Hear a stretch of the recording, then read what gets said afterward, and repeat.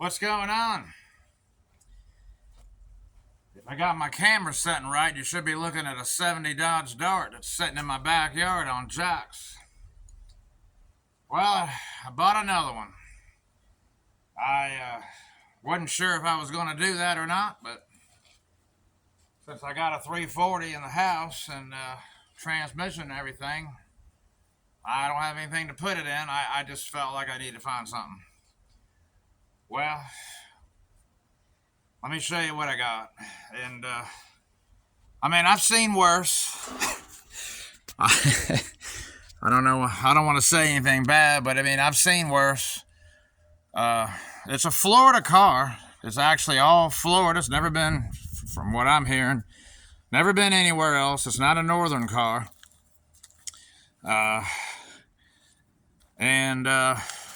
But it's not without its problems. That's for sure. It's not bad. It's actually a running car. Hold on a second. But it's nothing that's gonna really impress anybody. But it does run. It's dirty. But this engine supposedly runs. And it does turn over. I verified that when I got it, or when I was down there looking at it. And it was only like an hour and a half away, down below Clearwater. About an hour and a half away. And it's not terrible. It's original quarter panels, and I went around everything with a magnet, and there's no Bondo in it. And but it is in need of some work. It does have a good floor pan, trunk pan. It's dirty, but it's really not rusted out at all. Just giving you guys an idea of what $2,500 buys these days, which, seriously, years ago, this would have been a $200 car. Look in these corners. I was able to get patch panels, for this trunk here. They call it trunk gutter replacement pieces. I'm going to have to weld that in there, glue it in, whatever I can do with that real strong quarter panel glue they make these days, but I gotta do something with that. The rest of it's okay, but yeah, like I say, I've seen worse. And bottom of this driver's door, it's not real good, but it got good rockers, good engine bay. I don't see anything wrong in the engine bay at all. I've seen them where the inner fenders are rusted out, and that's a whole lot of work. And I've, as you saw in several videos ago, I was working on a guy's car that this area in here was all rusted out, and this one's not. It's not at all.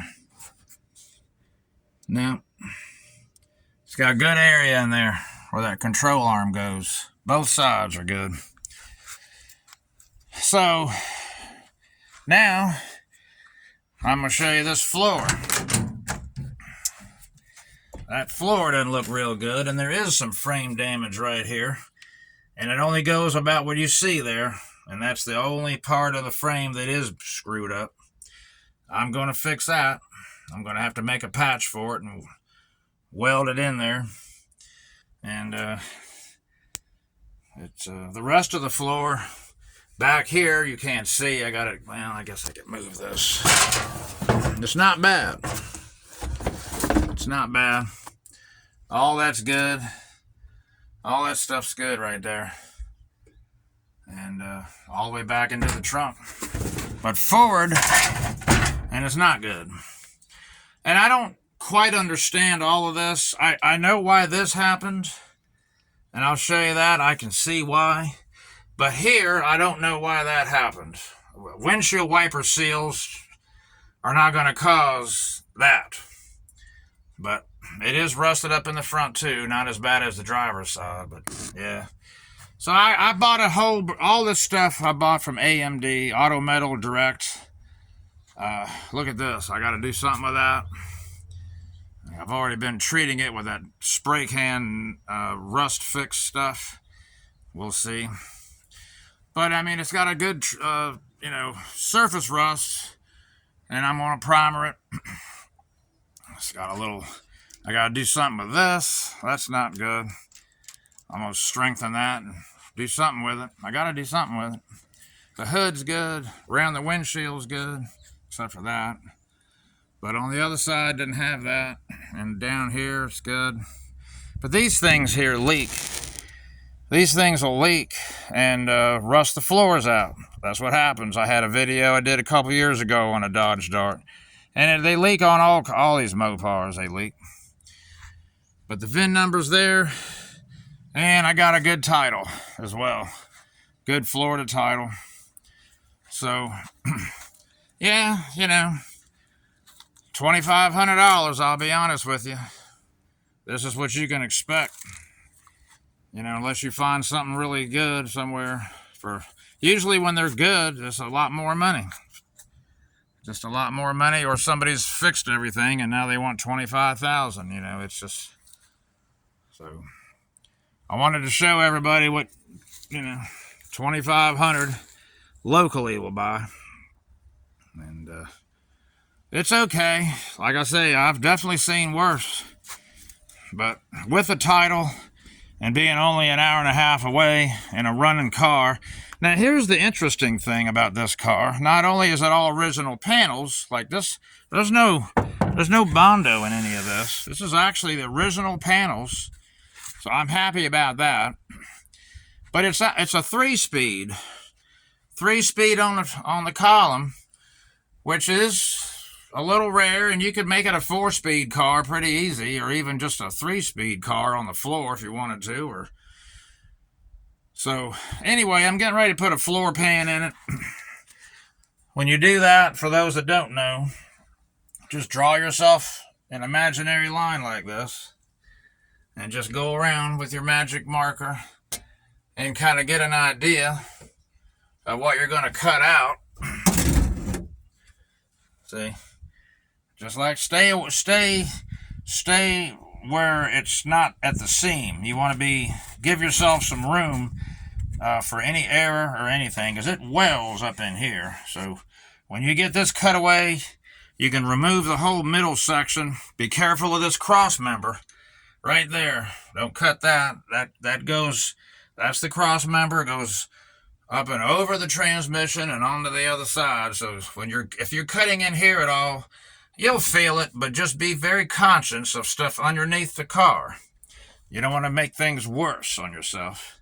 So, and just cut it out and get it out of the way, and look at your frame, treat it with some kind of rust preventive, primer it, paint it, whatever you want to do, and get ready to put your new floor in.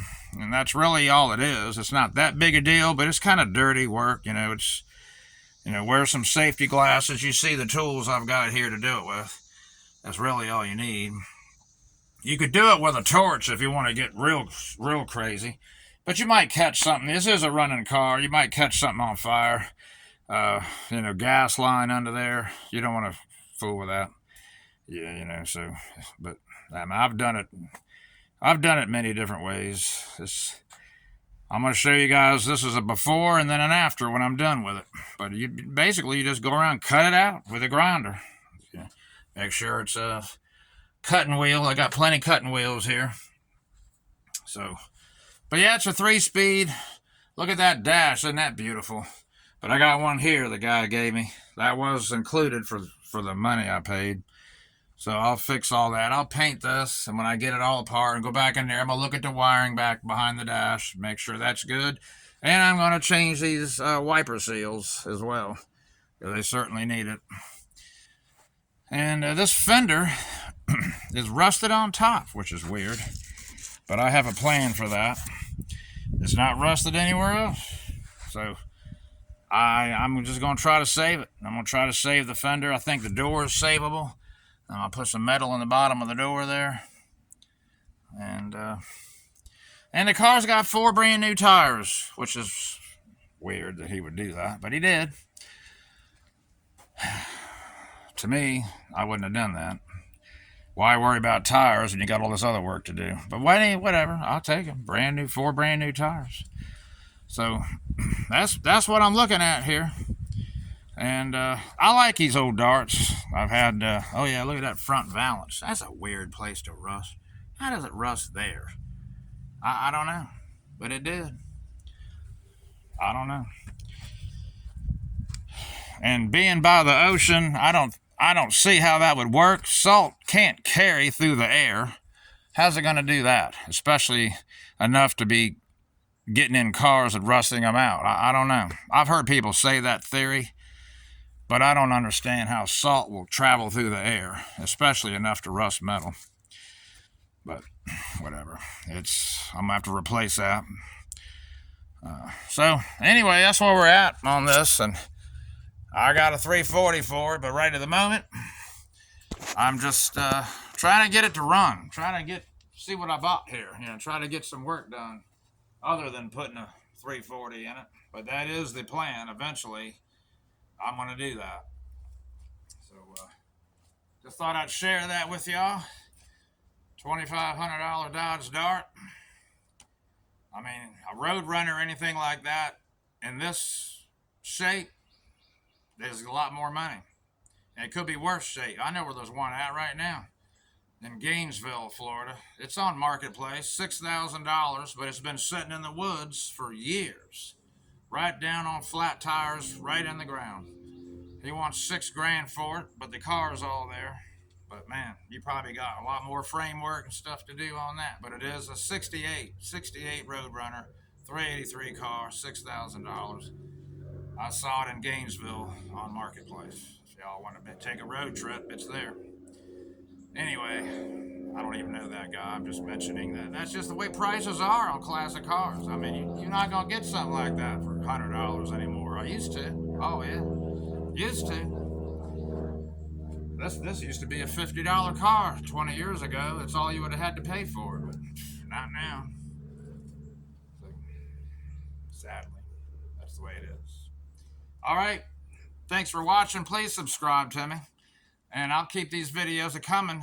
I've got a lot of stuff to do to this. I'll start making some more videos for you guys. All right. Thank you.